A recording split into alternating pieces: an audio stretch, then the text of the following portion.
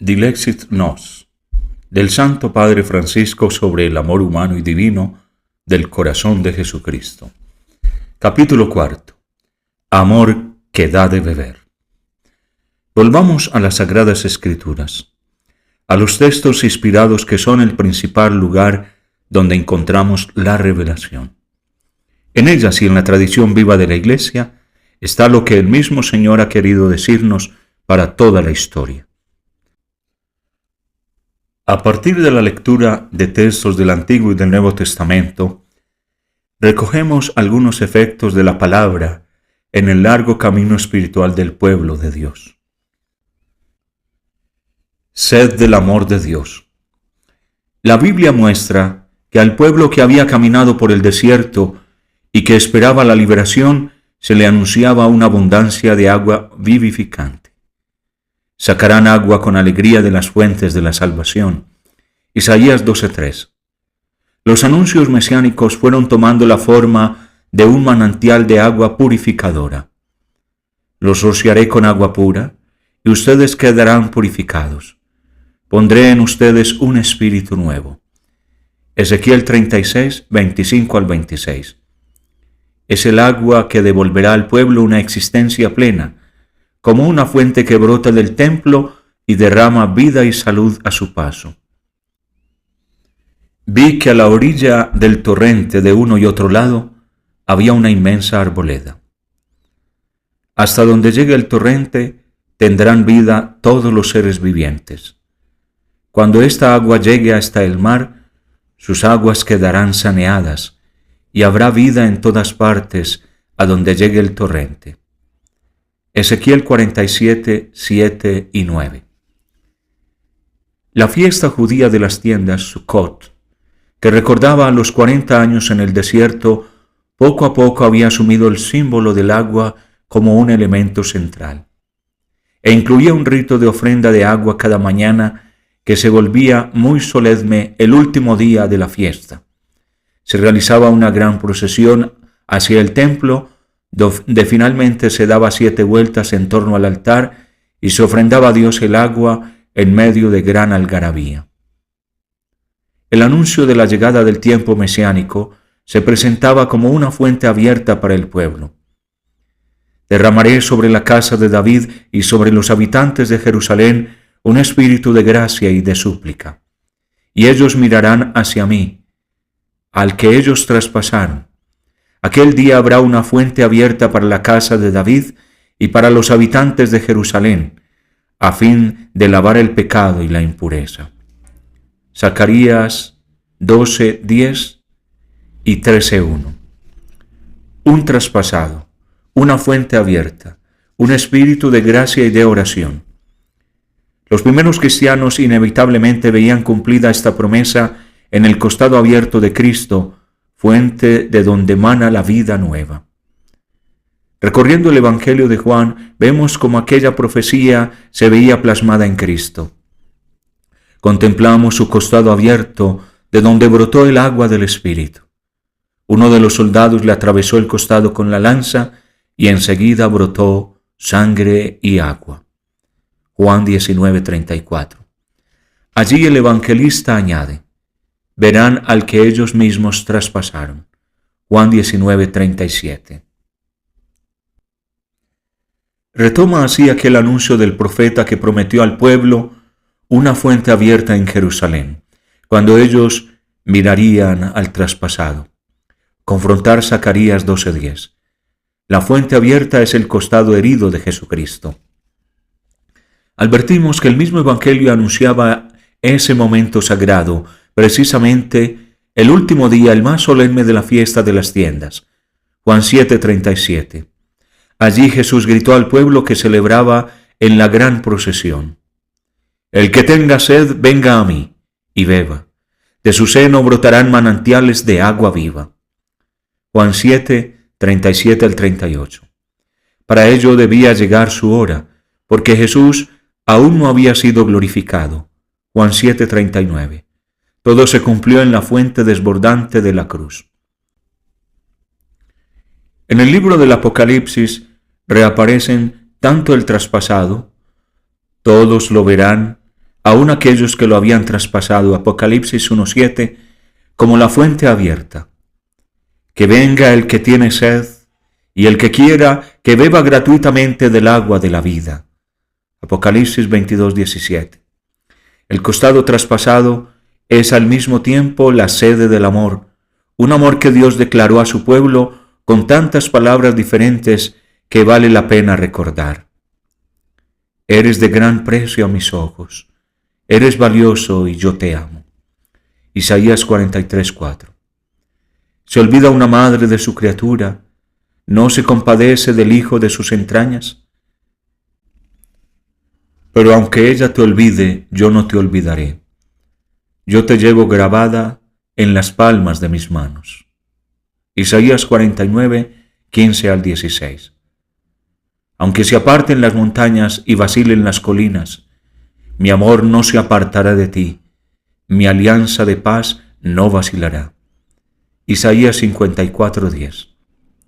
Yo te amé con un amor eterno, por eso te atraje con fidelidad. Jeremías 31:3.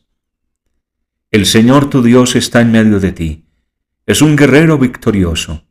Él exulta de alegría a causa de ti, te renueva con su amor y lanza por ti gritos de alegrías. Sofonías 3:17. El profeta Oseas llega a hablar del corazón de Dios, ese que los atraía con lazos humanos, con ataduras de amor. Oseas 11:4. Por ese mismo amor despreciado podía decir: mi corazón se subleva contra mí y se enciende toda mi ternura. Oseas 11:8.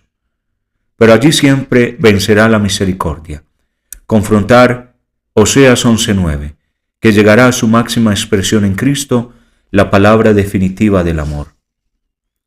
En el corazón traspasado de Cristo se concentran escritas en carne todas las expresiones de amor de las Escrituras. No es un amor que simplemente se declara, sino que su costado abierto es manantial de vida para los amados. Es aquella fuente que sacia la sed de su pueblo. Como enseñaba San Juan Pablo II, los elementos esenciales de esta devoción pertenecen de manera permanente a la espiritualidad propia de la Iglesia a lo largo de toda su historia, pues desde el principio de la Iglesia ha dirigido su mirada al corazón de Cristo traspasado en la cruz. Resonancias de la palabra en la historia. Veamos algunos efectos que esta palabra de Dios ha producido en la historia de la fe cristiana. Varios padres de la Iglesia, sobre todo del Asia Menor, mencionaban la herida del costado de Jesús como el origen del agua del Espíritu, la palabra, su gracia y los sacramentos que la comunican. La fortaleza de los mártires vive de la fuente celestial del agua viva que brota de la entraña de Cristo. O como traduce Rufino, de las celestiales y eternas fuentes que proceden de la entraña de Cristo. Los creyentes que renacimos por el Espíritu, venimos de esa caverna de la roca, hemos salido del vientre de Cristo. Su costado herido, que interpretamos como su corazón, está lleno del Espíritu Santo y desde él llega a nosotros como ríos de agua viva. La fuente del Espíritu está enteramente en Cristo. Pero el Espíritu que recibimos no nos aleja del Señor resucitado, sino que nos llena de Él, porque bebiendo del Espíritu, bebimos al mismo Cristo. Bebe a Cristo, porque Él es la roca que derrama agua. Bebe a Cristo, porque Él es la fuente de la vida. Bebe a Cristo, porque Él es el río cuya fuerza alegra la ciudad de Dios. Bebe a Cristo, porque Él es la paz. Bebe a Cristo, porque de su seno fluye agua viva. San Agustín abrió el camino a la devoción al Sagrado Corazón como lugar de encuentro personal con el Señor. Es decir, para él el pecho de Cristo no es solamente la fuente de la gracia y de los sacramentos, sino que lo personaliza, presentándolo como símbolo de la unión íntima con Cristo, como lugar de un encuentro de amor. Allí está el origen de la sabiduría más preciosa, que es conocerle a Él. En efecto, Agustín escribe que Juan el amado cuando en la última cena apoyó su cabeza sobre el pecho de Jesús, se reclinó sobre el santuario de la sabiduría. No estamos ante una mera contemplación intelectual de una verdad teológica. San Jerónimo explicaba que una persona capaz de contemplación no goza del placer de los baños, pero bebe de la vida del costado del Señor. San Bernardo retomó el simbolismo del costado traspasado del Señor, entendiéndolo explícitamente como revelación y donación del amor de su corazón. A través de la llaga se nos vuelve accesible y podemos hacer propio el gran misterio del amor y de la misericordia. Yo, empero, lo que no hallo en mí mismo, búscolo confiado en las entrañas del Salvador, rebosantes de bondad y misericordia, la cual van derramando por los diversos agujeros de su cuerpo sacratísimo, pues sus enemigos taladraron sus pies y manos y abrieron con lanza su costado. Por estas aberturas puedo yo sacar miel de la piedra y óleo suave del peñasco durísimo. Puedo gustar y ver cuán suave y dulce es el Señor. El hierro cruel atravesó su alma e hirió su corazón, a fin de que supiese compadecerse de mis flaquezas. El secreto de su corazón se está viendo por las aberturas de su cuerpo. Podemos ya contemplar ese sublime misterio de la bondad infinita de nuestro Dios. Esto reaparece de modo especial en Guillermo de Saint-Thierry, quien invitaba a entrar en el corazón de Jesús que nos alimenta en su propio pecho. Nos llama la atención si recordamos que para este autor el arte de las artes es el arte del amor. El amor es donado por el Creador de la naturaleza. El amor es una fuerza del alma que como un peso natural la conduce a su lugar o fin. Ese lugar que le es propio, donde reina el amor en plenitud, es el corazón de Cristo. ¿A dónde llevas, Señor, a los que abrazas y estrechas, sino a tu corazón? Tu corazón es el dulce maná de tu divinidad que guardas en el interior, oh Jesús, en la urna de oro. Confrontar Hebreos 9:4 de su sapientísima alma. Dichosos aquellos a los que el abrazo los atrae hasta ti. Dichosos los que escondiste en lo oculto de aquel secreto en tu corazón. San Buenaventura une las dos líneas espirituales en torno al corazón de Cristo, al mismo tiempo que lo presenta como la fuente de los sacramentos y de la gracia. Propone que esta contemplación se convierta en una relación de amigos, en un encuentro personal de amor. Por una parte, nos ayuda a reconocer la belleza de la gracia y de los sacramentos que emanan de esa fuente de la vida, que es el costado herido del Señor. Para que del costado de Cristo dormido en la cruz se formase la Iglesia y se cumpliese la Escritura que dice: mirarán al que traspasaron, uno de los soldados lo hirió con una lanza y le abrió el costado. Y fue permisión de la divina providencia a fin de que brotando de la herida sangre y agua se derramase el precio de nuestra salud, el cual, manando de la fuente arcana del corazón, diese a los sacramentos de la Iglesia la virtud de conferir la vida de la gracia, y fuese para los que viven en Cristo como una copa llenada en la fuente viva que salta hasta la vida eterna. Luego nos invita a dar otro paso, para que el acceso a la gracia no se convierta en algo mágico, o en una suerte de emanación de tipo neoplatónico, sino en una relación directa con Cristo, habitando en su corazón, porque quien bebe es un amigo de Cristo, es un corazón amante. Levántate pues, alma amiga de Cristo, y sé la paloma que anida en la pared de una cueva, sé el gorrión que ha encontrado una casa y no deja de guardarla, sé la tórtola que esconde los polluelos de su casto amor en aquella abertura sacratísima. La difusión de la devoción al corazón de Cristo. Poco a poco el costado herido, donde reside el amor de Cristo, del cual a su vez mana la vida de la gracia, fue asumiendo la figura del corazón, especialmente en la vida monástica. Sabemos que a lo largo de la historia el culto al corazón de Cristo no se manifestó de idéntica manera y que los aspectos desarrollados en la modernidad relacionados con diversas experiencias espirituales, no se pueden extrapolar a las formas medievales, y menos aún a las formas bíblicas, donde entrevemos semillas de este culto. No obstante, hoy la Iglesia no desprecia nada de todo lo bueno que el Espíritu Santo nos regaló a lo largo de los siglos, sabiendo que siempre será posible reconocer un significado más claro y pleno a ciertos detalles de la devoción, o comprender y desplegar nuevos aspectos de la misma. Varias santas mujeres han narrado experiencias de su encuentro con Cristo, caracterizado por el reposo en el corazón del Señor, fuente de vida y de paz interior. Así sucedió a Santa Lutgarda, a Santa Matilde de Hamborn, a Santa Ángela del Foligno, a Juliana de Norwich, entre otras. Santa Gertrudes de Helfta, religiosa cisterciense, narró un momento de oración en el cual reclinó la cabeza en el corazón de Cristo y escuchó sus latidos.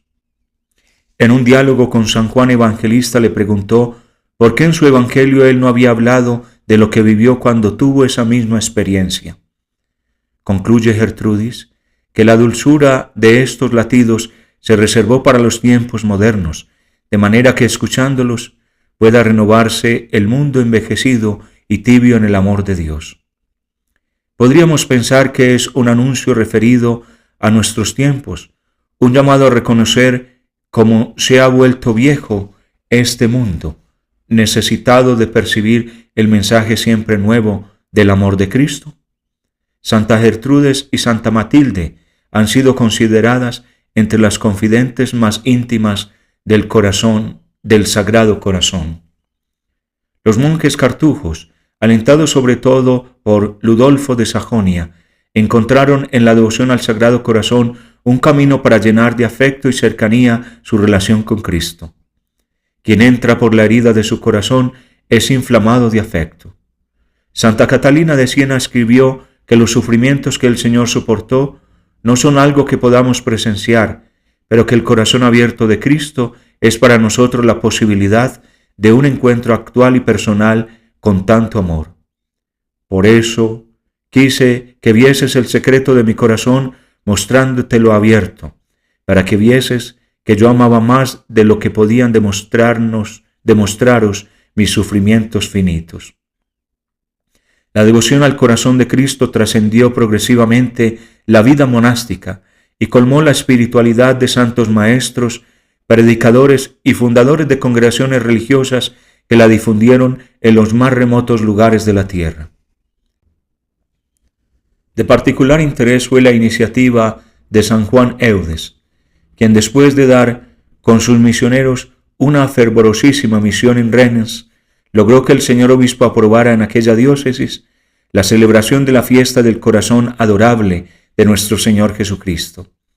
Esta fue la primera vez que en la Iglesia se autorizó esta fiesta oficialmente. Después los obispos de Coutances, de Évreux, de Vaduz, de Lisieux, de Rouen autorizaron para sus diócesis respectivas la misma fiesta entre los años 1670 y 1671. San Francisco de Sales. En los tiempos modernos cabe destacar el aporte de San Francisco de Sales. Él contemplaba frecuentemente el corazón abierto de Cristo, que invitaba a habitar en su interior en una relación personal de amor donde se iluminan los misterios de la vida.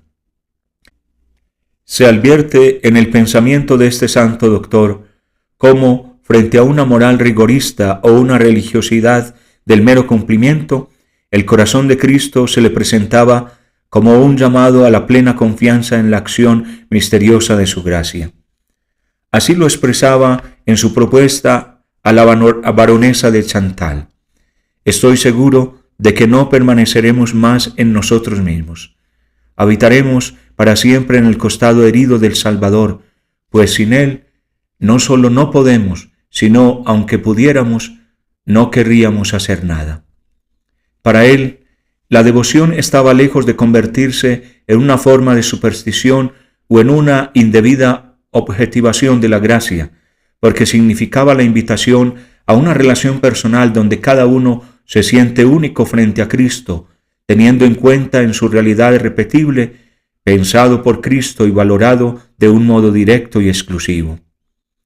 Este corazón muy adorable y muy amable de nuestro Maestro, ardiendo del amor que nos profesa, corazón el que vemos todos nuestros nombres escritos. Ciertamente, es asunto de grandísimo consuelo que seamos amados tan entrañablemente por nuestro Señor, que nos lleva siempre en su corazón. Ese nombre propio escrito en el corazón de Cristo era el modo de cómo San Francisco de Sales intentaba simbolizar hasta qué punto el amor de Cristo hacia cada uno no es abstracto o genérico, sino que implica una personalización donde el creyente se siente valorado y reconocido por sí mismo. Qué hermoso es este cielo ahora que el Salvador es su sol y el pecho de él una fuente de amor de la cual los bienaventurados beben según sus deseos. Cada uno va a mirar allí dentro y ve su nombre escrito con caracteres de amor que solo el verdadero amor puede leer y que el verdadero amor ha grabado. Ah, Dios, mi querida hija, ¿acaso los nuestros no estarán allí? Sí estarán, sin duda, pues por más que nuestro corazón no tiene el amor, tiene no obstante el deseo del amor y el comienzo del amor. Él consideraba dicha experiencia como algo fundamental para una vida espiritual que colocaba esta convicción entre las grandes verdades de fe. Sí, mi querida hija, piense en vos, y no solamente en vos, sino en el más mínimo cabello de vuestra cabeza. Es un artículo de fe, y en modo alguno hay que dudar de él. Esto tiene como consecuencia que el creyente se vuelve capaz de un completo abandono en el corazón de Cristo, donde encuentra reposo, consuelo, fortaleza. Oh Dios, qué felicidad es estar entre los brazos y sobre el pecho del Salvador. Permaneced así, querida hija, y como otro pequeño San Juan, mientras que los otros comen en la mesa del Salvador distintas viandas, descansad por un gesto de simplísima confianza, vuestra cabeza, vuestra alma, vuestro espíritu en el pecho amorosísimo de este querido Señor.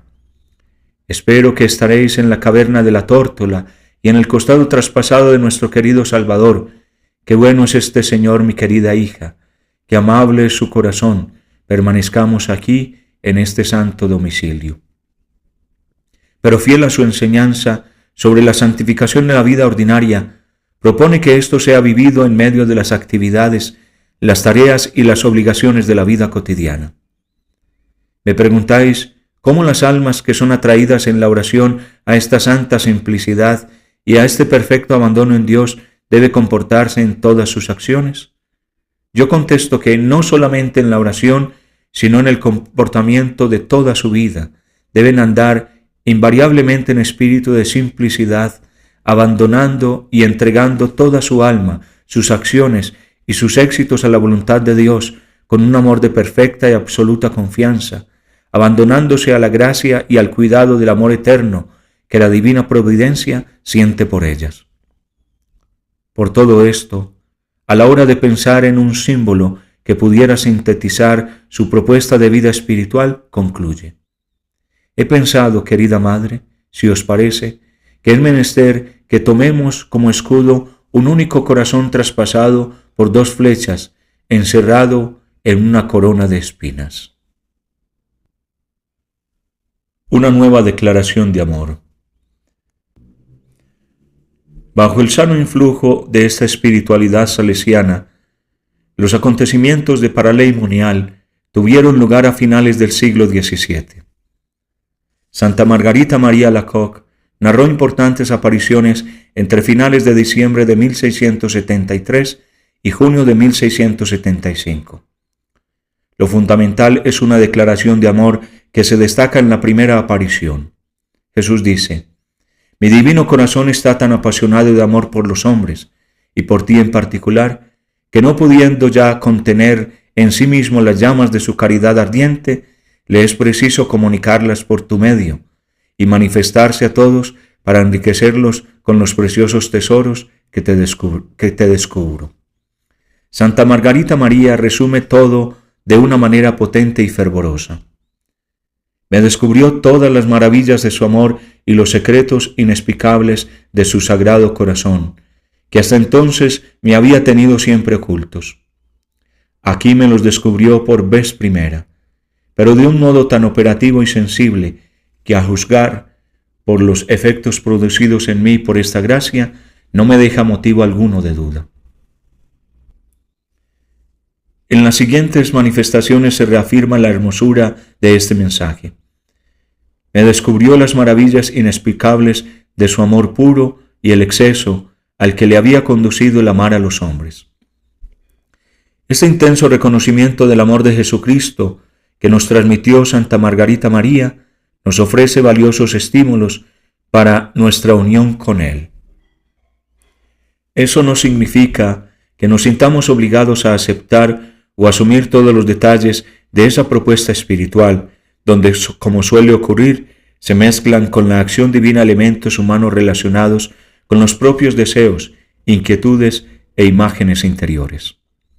Tal propuesta siempre tiene que ser releída a la luz del Evangelio y de toda la rica tradición espiritual de la Iglesia, al mismo tiempo que reconocemos cuánto bien ha hecho en tantas hermanas y en tantos hermanos.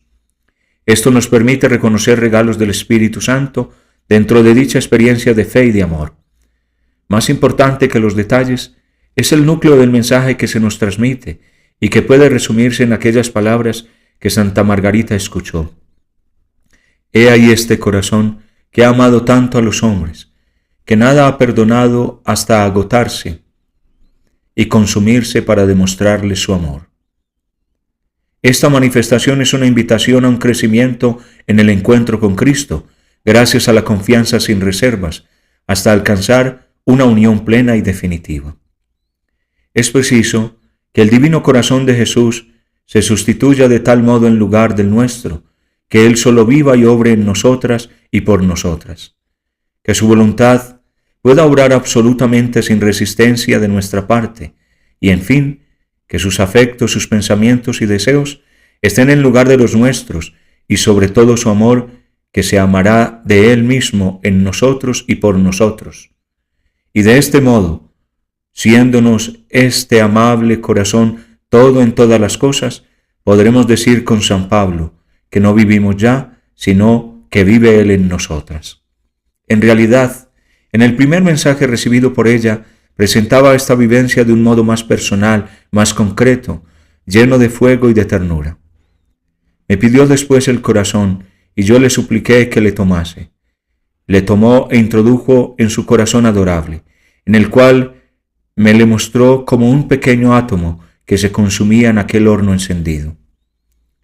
En otro momento advertimos que quien se nos entrega es el Cristo resucitado, lleno de gloria, pleno de vida y de luz. Si bien en distintos momentos habla de los sufrimientos que soportó por nosotros y de la ingratitud que recibe, aquí no se destacan la sangre y las llagas sufrientes, sino la luz y el fuego del viviente. Las heridas de la pasión que no desaparecen quedan transfiguradas. Así, aquí se expresa el misterio de la Pascua en su integridad. Una vez, entre otras, estando expuesto el Santísimo Sacramento, se me presentó Jesucristo, mi divino Maestro, todo radiante de gloria, con sus 5 llagas que brillaban como 5 soles, y por todas partes salían llamas de su sagrada humanidad, especialmente de su adorable pecho, el cual parecía un horno. Abrióse éste y me descubrió su amantísimo y amabilísimo corazón, que era el vivo foco de donde procedían semejantes llamas. Entonces fue cuando me descubrió las maravillas inexplicables de su amor puro y el exceso a que le había conducido el amar a los hombres, de los cuales no recibía sino ingratitudes y desprecios. San Claudio de la Colombière. Cuando San Claudio de la Colombière conoció las experiencias de Santa Margarita, inmediatamente se convirtió en su defensor y divulgador. Él tuvo un papel especial en la comprensión y en la difusión de esta devoción al Sagrado Corazón, pero también en su interpretación a la luz del Evangelio. Si bien algunas de las expresiones de Santa Margarita, mal entendidas, podían dar lugar a confiar demasiado en los propios sacrificios y ofrendas, San Claudio evidencia que la contemplación del corazón de Cristo, si es auténtica, no provoca una complacencia en uno mismo o una vanagloria en experiencias o en esfuerzos humanos, sino un indescriptible abandono en Cristo que llena la vida de paz, de seguridad, de decisión. Él expresaba muy bien esta confianza absoluta en una célebre oración. Estoy tan convencido, Dios mío, de que velas sobre todos los que esperan en ti y de que no puede faltar cosa alguna a quien aguarda de ti todas las cosas, que he determinado vivir ahora en adelante sin ningún cuidado, descargándome en ti de todas mis solicitudes. No por eso perderé la esperanza. Antes la conservaré hasta el postrero suspiro de mi vida, y vanos serían los esfuerzos de todos los demonios del infierno por arrancármela. Que otros esperen la dicha de sus riquezas o de sus talentos, que descansen otros en la inocencia de su vida o en la aspereza de su penitencia o en la multitud de sus buenas obras o en el fervor de sus oraciones. En cuanto a mí, toda mi confianza se funda en mi misma confianza. Confianza semejante jamás salió fallida a nadie. Así que seguro estoy de ser enteramente bienaventurado, porque espero firmemente serlo y porque eres tú, Dios mío, de quien lo espero. San Claudio escribió una nota en enero de 1677, encabezada por unas líneas que se refieren a la seguridad que él sentía sobre su propia misión. He reconocido que Dios quiere servirse de mí, procurando el cumplimiento de sus deseos respecto a la devoción que me ha sugerido una persona, a quien él se comunica muy confidencialmente y para la cual ha querido servirse de mi flaqueza. Ya la he inspirado a muchas personas. Es importante advertir cómo en la espiritualidad de la Colombière se produce una hermosa síntesis entre la rica y bella experiencia espiritual de Santa Margarita y la contemplación tan concreta de los ejercicios ignacianos. Él escribía al inicio de la tercera semana del mes de ejercicios: dos cosas me han conmovido sumamente y me han tenido ocupado todo el tiempo. La primera es la disposición con que sale Jesucristo al encuentro de los que le buscan. Su corazón está anegado en un mar de amarguras. Todas las pasiones se han desencadenado en su interior. Toda la naturaleza está desconcertada y a través de estos desórdenes y de todas estas tentaciones, su corazón va derecho a Dios. No da un paso en falso, no vacila en tomar el partido que la virtud y la más alta virtud le sugiere. La segunda cosa es la disposición de este mismo corazón con respecto a Judas, que le traicionaba, a los apóstoles que cobardemente le abandonaban, a los sacerdotes y a los demás que eran los autores de la persecución que sufría. Es cierto que todo ello no fue capaz de excitar en él el menor resentimiento de odio ni de indignación. Me represento, pues, a este corazón sin hiel, sin agritud, lleno de verdadera ternura para con sus enemigos. San Carlos de Foucauld y Santa Teresita del Niño Jesús. San Carlos de Foucauld y Santa Teresita del Niño Jesús, sin pretenderlo, han configurado algunos elementos de la devoción al corazón de Cristo, ayudándonos a entenderla de un modo todavía más fiel al Evangelio. Veamos ahora cómo se expresó en sus vidas esta devoción. En el próximo capítulo volveremos a ellos para mostrar la originalidad de la dimensión misionera que ambos desarrollaron de modos diversos. Iesus Caritas. En Lowell, San Carlos de Foucauld hacía visitas al Santísimo con su prima, Madame de Bondy, y un día ella le señaló una imagen del Sagrado Corazón. Esta prima fue fundamental en la conversión de Carlos, tal como él lo reconoce. Puesto que Dios te ha hecho el primer instrumento de sus misericordias para conmigo, de ti proceden todas. Si tú no me hubieras convertido, llevado a Jesús y enseñado poco a poco, como letra a letra, todo lo que es piadoso y bueno, ¿estaría hoy donde estoy? Pero precisamente, lo que ella despertó en él es la conciencia ardiente del amor de Jesús. Allí estaba todo. Eso era lo más importante.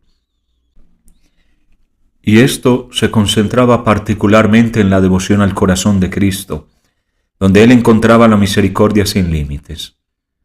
Esperemos en la misericordia infinita de aquel cuyo corazón tú me hiciste conocer. Luego su director espiritual, el abate Henri Hubelin, le ayudará a profundizar ese precioso misterio, este corazón bendito del que usted me habló tantas veces. El 6 de junio de 1889, Carlos se consagró al Sagrado Corazón, donde él hallaba un amor absoluto.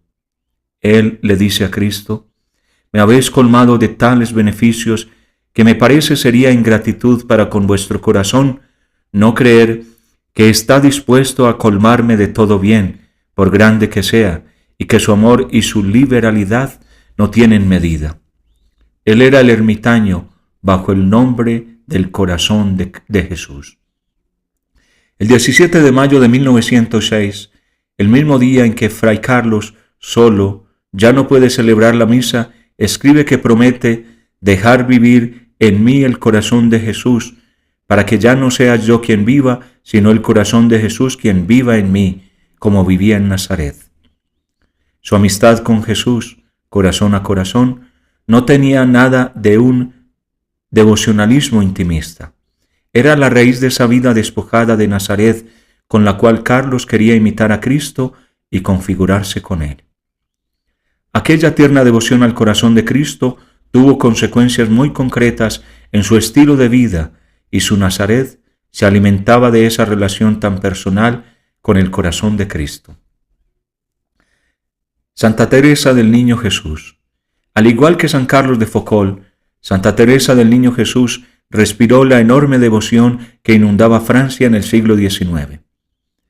El sacerdote Almir Pichon era el director espiritual de su familia y se le consideraba un gran apóstol del Sagrado Corazón. Una hermana suya tomó el nombre religioso María del Sagrado Corazón, y el monasterio al que la santa ingresó estaba dedicado al Sagrado Corazón. No obstante, su devoción tomó algunas características propias más allá de las formas como se expresaba en aquel momento. Cuando tenía 15 años encontró un modo de resumir su relación con Jesús: aquel cuyo corazón late al unísono con el mío. 2 años después, cuando le hablaban de un corazón coronado de espinas, ella agregaba en una carta: «Tú bien sabes que yo no veo al Sagrado Corazón como todo el mundo. Yo pienso que el corazón de mi esposo es solo para mí, como el mío es solo para él, y por eso le hablo en la soledad de este delicioso corazón a corazón, a la espera de llegar a contemplarlo un día cara a cara». En una poesía ella expresó el sentido de su devoción, hecha más de amistad y confianza que de seguridad en los propios sacrificios. «Yo quiero un corazón ardiente de ternura que me sirva de apoyo sin jamás vacilar, que todo lo ame en mí, incluso mi pobreza, que nunca me abandone ni me olvide jamás. Yo necesito a un Dios de humanidad vestido, que se haga hermano mío y que pueda penar. Sé que nuestras justicias y todos nuestros méritos carecen de valor a tus divinos ojos.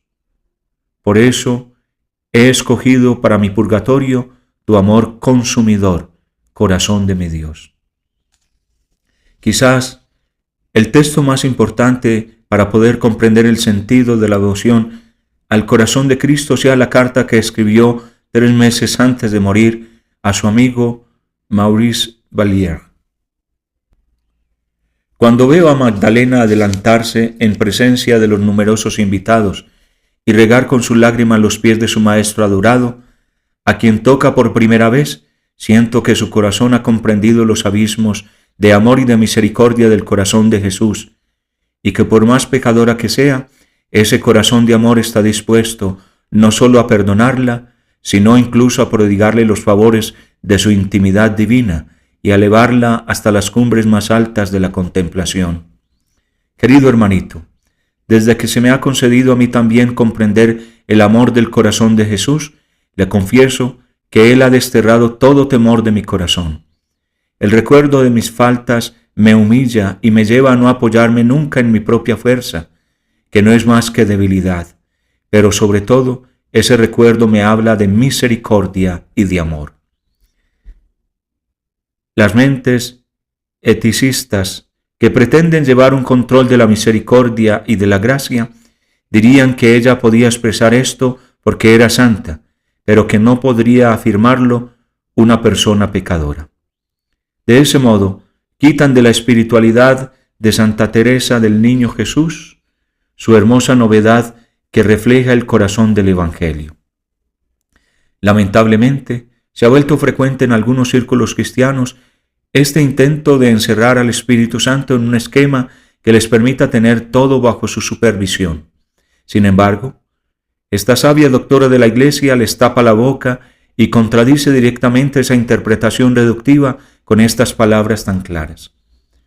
Aunque hubiera cometido todos los crímenes posibles, seguiría teniendo la misma confianza. Sé que toda esa multitud de ofensas sería como una gota de agua arrojada en una hoguera encendida. A Sor María, que la elogiaba por su generoso amor a Dios dispuesto al martirio, ella le responde detenidamente en una carta que hoy es uno de los grandes hitos de la historia de la espiritualidad. Esta página debería ser leída 1000 veces por su hondura, claridad y belleza.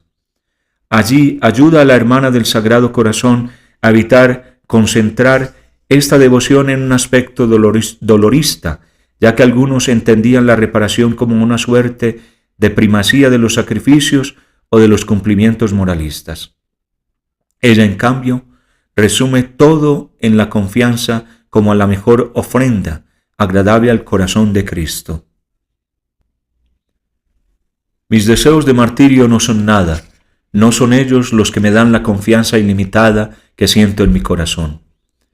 A decir verdad, las riquezas espirituales hacen justo al hombre cuando se apoya en ellas como con complacencia, creyendo que son algo grande. Lo que le agrada es verme amar mi pequeñez y mi pobreza. Es la esperanza ciega que tengo en su misericordia. Este es mi único tesoro. Si deseas sentir alegría o atractivo por el sufrimiento, es tu propio consuelo lo que buscas. Comprende que para amar a Jesús, para ser su víctima de amor, cuanto más débil se es, sin deseo ni virtudes, más cerca se está de las operaciones de ese amor consumidor y transformante. Ay, cómo quisiera hacerte comprender lo que yo siento. La confianza, y nada más que la confianza, puede conducirnos al amor. En muchos de sus textos se advierte su lucha contra formas de espiritualidad demasiado centradas en el esfuerzo humano, en el mérito propio, en el ofrecimiento de sacrificios, en determinados cumplimientos para ganarse el cielo.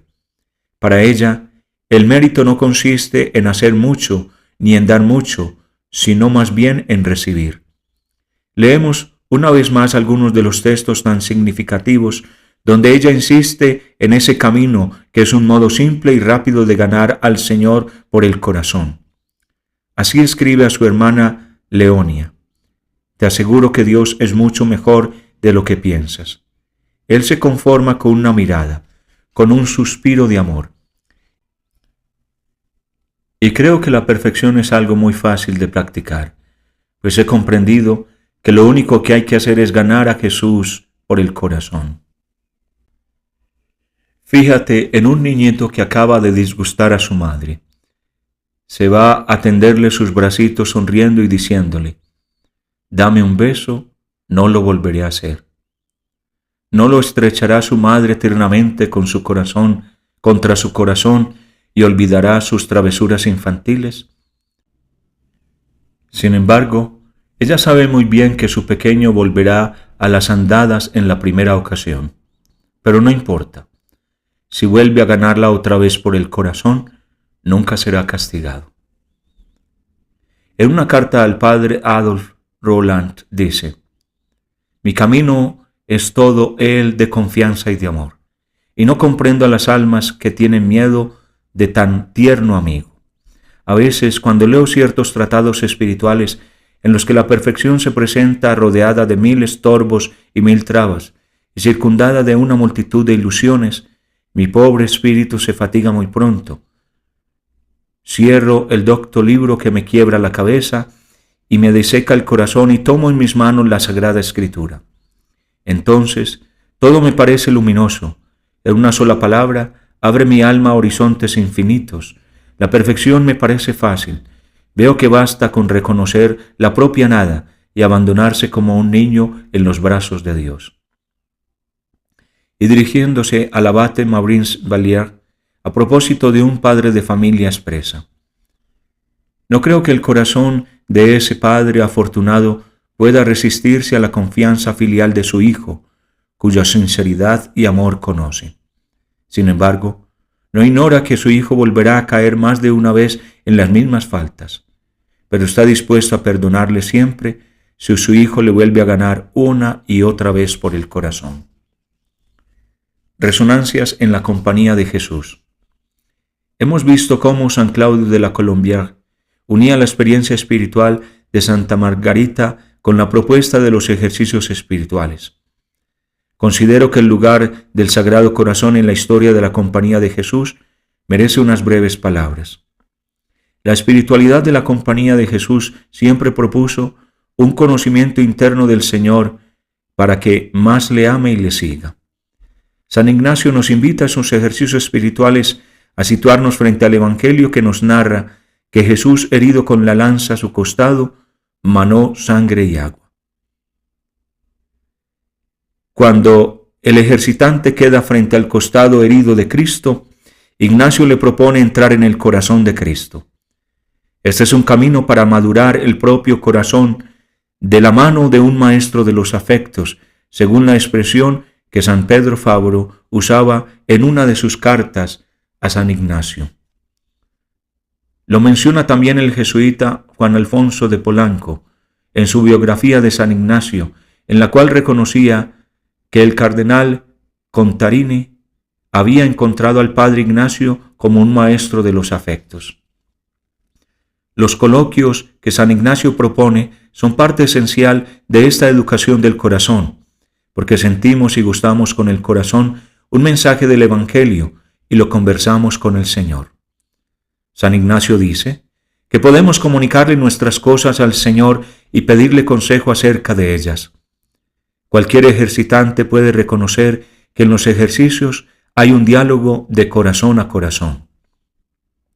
San Ignacio finaliza las contemplaciones al pie del crucificado, invitando al ejercitante a dirigirse con mucho afecto al Señor crucificado y a preguntarle, como un amigo habla a otro amigo, o un siervo a su Señor, ¿qué debería hacer por él?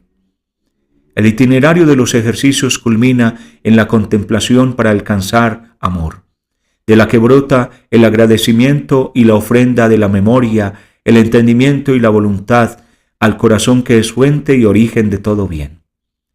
Tal conocimiento interior del Señor no se construye con nuestras luces y esfuerzos, se pide como don. Esta misma experiencia está detrás de una larga cadena de sacerdotes jesuitas que se han referido explícitamente al corazón de Jesús, como San Francisco de Borja, San Pedro Fabro, San Alonso Rodríguez, el padre Álvarez de Paz, el padre Vicente Carrafa, el padre Caspar de Ubrique y tantos otros. En 1883, los jesuitas declararon que la Compañía de Jesús acepta y recibe con un espíritu desbordante de gozo y de gratitud la suavísima carga que le ha confiado nuestro Señor Jesucristo de practicar, promover y propagar la devoción a su divinísimo corazón. En diciembre de 1871 el padre Pieter Jan Becks consagró la compañía al Sagrado Corazón de Jesús y como señal de que seguía siendo parte actual de la vida de la compañía, el padre Pedro Arrupe lo hizo nuevamente en 1972 con una convicción que se expresa en estas palabras: quiero decir a la compañía algo que juzgo no debo callar. Desde mi noviciado siempre he estado convencido de que en la llamada devoción al Sagrado Corazón está encerrada una expresión simbólica de lo más profundo del espíritu ignaciano y una extraordinaria eficacia, ultra quam speraverint, tanto para la perfección propia como para la fecundidad apostólica. Ese convencimiento lo poseo aún. En esta devoción tengo una de las fuentes más entrañables de mi vida interior. Cuando San Juan Pablo II invitó a todos los miembros de la compañía a que promuevan con mayor celo aún esta devoción que corresponde más que nunca a las esperanzas de nuestro tiempo, lo hizo porque reconocía los íntimos lazos que hay entre la devoción al corazón de Cristo y la espiritualidad ignaciana, ya que el deseo de conocer íntimamente al Señor y de mantener un diálogo con Él corazón a corazón es característico gracias a los ejercicios espirituales del dinamismo espiritual y apostólico ignaciano, todo él al servicio del amor del corazón de Dios. Una larga corriente de vida interior. La devoción al corazón de Cristo reaparece en el camino espiritual de muchos santos, muy diferentes entre sí, y en cada uno de ellos esta devoción adquiere nuevos aspectos. San Vicente de Paúl, por dar un ejemplo, decía que lo que Dios quiere es el corazón. Dios pide principalmente el corazón que es lo principal. ¿De dónde viene que uno que carezca de bienes merezca más que el que teniendo grandes posesiones renuncia a ellas? De que el que no tiene nada va con más afecto, y esto es lo que Dios quiere especialmente. Esto implica aceptar que el propio corazón se una al de Cristo. Una hermana que hace todo lo que puede para poner su corazón en disposición de unirse al de nuestro Señor, ¿cuántas bendiciones puede esperar de Dios?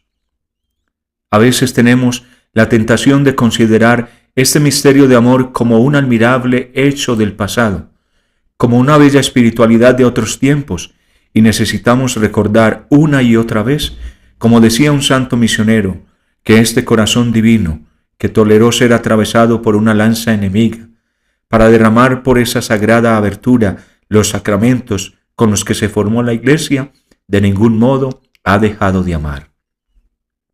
Otros santos más recientes como San Pío de Pietrelcina, Santa Teresa de Calcuta y tantos más hablan con sentida devoción sobre el corazón de Cristo. Pero quisiera recordar también las experiencias de Santa Faustina Kowalska, que reproponen la devoción al corazón de Cristo con un fuerte acento en la vida gloriosa del resucitado y en la misericordia divina.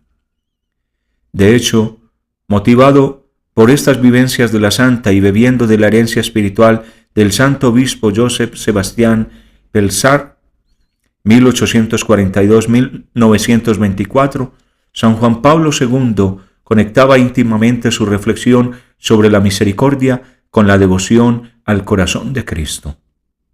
La Iglesia parece profesar de manera particular la misericordia de Dios y venerarla dirigiéndose al corazón de Cristo. En efecto, precisamente el acercarnos a Cristo en el misterio de su corazón nos permite detenernos en este punto de la revelación del amor misericordioso del Padre, que ha constituido el núcleo central de la misión mesiánica del Hijo del Hombre.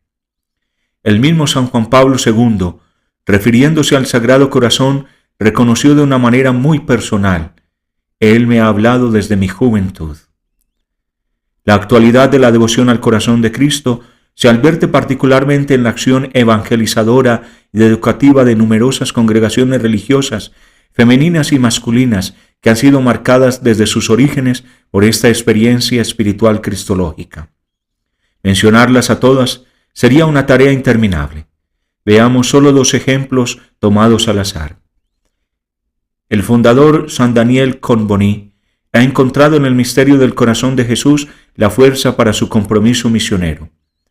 Impulsadas por el amor del corazón de Jesús, buscamos el crecimiento de las personas en su dignidad humana y como hijos e hijas de Dios a partir del Evangelio y de sus exigencias de amor, de perdón, de justicia y de solidaridad con los pobres y marginados. Del mismo modo, los santuarios consagrados al corazón de Cristo, esparcidos por el mundo, son un cautivante manantial de espiritualidad y de fervor. A todos los que de alguna manera participan de estos espacios de fe y caridad, les hago llegar mi paternal bendición. La devoción del consuelo. La herida del costado, en donde brota el agua viva, sigue abierta en el resucitado. Esa gran herida producida por la lanza y las llagas de la corona de espinas que suelen aparecer en las representaciones del Sagrado Corazón son inseparables de esta devoción, porque en ella se contempla el amor de Jesucristo, que fue capaz de entregarse hasta el fin. El corazón del resucitado mantiene estas señales de la entrega total que implicó un intenso sufrimiento por nosotros. Por eso, resulta de algún modo inevitable que el creyente desee reaccionar no solamente frente a ese gran amor, sino también ante el dolor que Cristo aceptó soportar por tanto amor. Con Él en la cruz. Vale la pena rescatar esa expresión de la experiencia espiritual desarrollada en torno al corazón de Cristo, el deseo interior de darle un consuelo. No trataré ahora la práctica de la reparación, que considero mejor situada en el contexto de la dimensión social de esta devoción, por la cual la desarrollaré en el próximo capítulo. Ahora solo quisiera concentrarme en ese deseo que muchas veces brota en el corazón del creyente enamorado cuando contempla el misterio de la pasión de Cristo y la vive como un misterio que no solo se recuerda, sino que por la gracia se vuelve presente, o mejor, nos lleva a nosotros a estar místicamente presentes en ese momento redentor. Si el amado es el más importante, entonces, ¿cómo no querer consolarle? El Papa Pío XI intentó fundamentarlo invitándonos a reconocer que el misterio de la redención por la pasión de Cristo salta por la gracia de Dios todas las distancias del tiempo y del espacio, de modo que si Él en la cruz se entregaba también por los pecados futuros, los nuestros, de la misma manera nuestros actos ofrecidos hoy para su consuelo, traspasando los tiempos, llegaron a su corazón herido. Que si a causa también de nuestros pecados futuros, pero previstos, el alma de Cristo estuvo triste hasta la muerte, sin duda algún consuelo recibirá de nuestra reparación también futura, pero prevista, cuando el ángel del cielo, Lucas 22:43, se le apareció para consolar su corazón oprimido de tristeza y angustia. Así, aún podemos y debemos consolar aquel corazón sacratísimo, incesantemente ofendido por los pecados y la ingratitud de los hombres, por este modo admirable pero verdadero. Las razones del corazón. Puede parecer que esta expresión de la devoción no tiene suficiente sustento teológico. Sin embargo, el corazón tiene sus razones. El sensus fidelium intuye que aquí hay algo misterioso más allá de nuestra lógica humana, y que la pasión de Cristo no es un mero hecho del pasado. Podemos participar en ella desde la fe. Meditar la entrega de Cristo en la cruz para la piedad de los fieles es algo mayor que un mero recuerdo. Esta convicción está sólidamente fundada en la teología. A esto se une la conciencia del propio pecado que Él cargó sobre sus hombros heridos y de la propia inadecuación frente a tanto amor que siempre nos sobrepasa infinitamente. De todos modos, nos preguntamos cómo es posible relacionarnos con el Cristo vivo resucitado, plenamente feliz y al mismo tiempo consolarlo en la pasión. Consideremos el hecho de que el corazón resucitado conserva su herida como memoria constante y que la acción de la gracia provoca una experiencia que no se contiene enteramente en el instante cronológico. Estas dos convicciones nos permiten admitir que estamos ante una vía mística que supera los intentos de la razón y expresa lo que la misma palabra de Dios nos sugiere. Escribe el Papa Pío XI: Mas, ¿cómo podrán estos actos de reparación consolar a Cristo, que dichosamente reina en los cielos? Respondemos con las palabras de San Agustín: Dame un corazón que ame y sentirá lo que digo. Un alma de veras amante de Dios, si mira al tiempo pasado, ve a Jesucristo trabajando, doliente, sufriendo durísimas penas por nosotros los hombres y por nuestra salvación, tristeza, angustias, oprobios, quebrantado por nuestras culpas, Isaías 53:5, y sanándonos con sus llagas. De todo lo cual tanto más hondamente se penetran las almas piadosas, cuanto más claro ven que los pecados de los hombres, en cualquier tiempo cometidos, fueron causa de que el Hijo de Dios se entregase a la muerte. Esta enseñanza de Pío XI merece ser tenida en cuenta. Pues cuando la Escritura sostiene que los creyentes que no viven de acuerdo con su fe, por su cuenta vuelven a crucificar al Hijo de Dios, Hebreos 6:6, o que cuando soporto padecimientos por los demás, completo en mi carne lo que falta a los padecimientos de Cristo, Colosenses 1:24, o que Cristo en su pasión oró no solamente por sus discípulos de entonces, sino por los que gracias a su palabra creerán, Juan 17:20 en él. Está diciendo algo que rompe nuestros esquemas limitados. Nos muestra que no es posible establecer un antes y un después sin conexión alguna, aunque nuestro pensamiento no sepa cómo explicarlo. El Evangelio en sus distintos aspectos no es sólo para reflexionarlo o recordarlo, sino para vivirlo tanto en las obras de amor como en la experiencia interior, y esto vale sobre todo para el misterio de la muerte y resurrección de Cristo. Las separaciones temporales que nuestra mente utiliza no parecen contener la verdad de esta experiencia creyente, donde se funden la unión con Cristo sufriente y a la vez la potencia, el consuelo y la amistad que gozamos con el resucitado.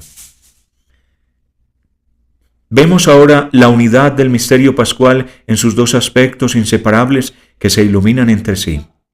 Ese único misterio que se hace presente por la gracia en sus dos dimensiones hace que al mismo tiempo que intentemos ofrecer algo a Cristo para su consuelo, nuestros propios sufrimientos se ven iluminados y transfigurados por la luz pascual del amor.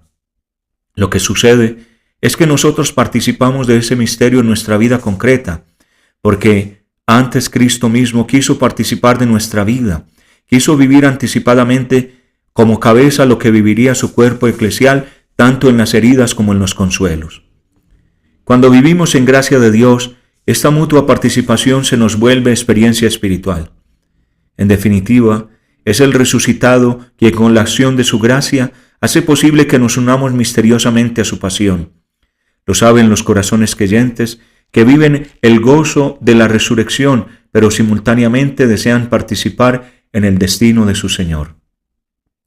Están dispuestos a esa participación con los sufrimientos, los cansancios, las desilusiones y los temores que son parte de su vida. No viven tal misterio en soledad, ya que estas llagas son igualmente participación en el destino del cuerpo místico de Cristo que camina en el santo pueblo de Dios y que lleva en sí el destino de Cristo en cada tiempo y lugar de la historia. La devoción del consuelo no es ahistórica o abstracta, se hace carne y sangre en el camino de la Iglesia. Con la compunción. El inevitable deseo de consolar a Cristo, que parte del dolor de contemplar lo que sufrió por nosotros, se alimenta también en el reconocimiento sincero de nuestras esclavitudes, los apegos, las faltas de alegría en la fe, las búsquedas vanas y, más allá de los pecados concretos, la no correspondencia del corazón a su amor y a su proyecto. Es una experiencia que nos purifica, porque el amor necesita la purificación de las lágrimas que al final nos dejan más sed de Dios y menos obsesión por nosotros mismos. Así vemos que más hondo se vuelve el deseo de consolar al Señor mientras más profundiza la compunción del corazón creyente, que no es un sentimiento de culpa que nos tumba por tierra, no es el escrúpulo que paraliza, sino que es un aguijón benéfico que quema por dentro y cura, porque el corazón, cuando ve el propio mal y se reconoce pecador, se abre, acoge la acción del Espíritu Santo, agua viva que lo sacude, haciendo correr las lágrimas sobre el rostro.